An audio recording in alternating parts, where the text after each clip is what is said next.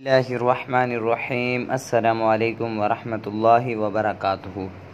تعبیر رویا کی نیکسٹ ویڈیو میں ہم حاضر ہیں۔ آج اس کے اندر پڑھیں گے کہ اگر کوئی شخص خواب کے اندر توبہ کر لیتا ہے تو اس کی کیا تعبیر ہے۔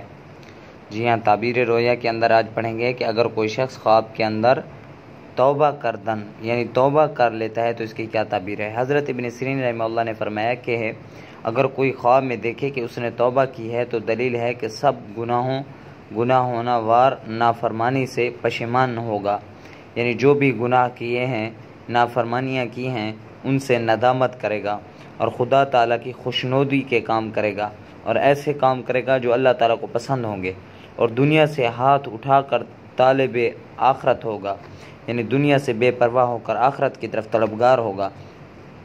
حضرت جعفر صادق رحمہ اللہ نے فرمایا کہ خواب میں توبہ کرنا 4 وجہ پر ہے۔ اول، گناہ سے پشیمانی شرمندگی۔ دوم، رضا حق تعالی اللہ تعالیٰ کی رضا۔ سوم، راہ آخرت یعنی آخرت کے راستہ اختیار کر لینا۔ دعا ہے کہ اللہ ہمیں صحیح خواب سمجھنے کی توفیق عطا فرمائے۔ وآخر دعوانا ان الحمد للہ رب العالمین۔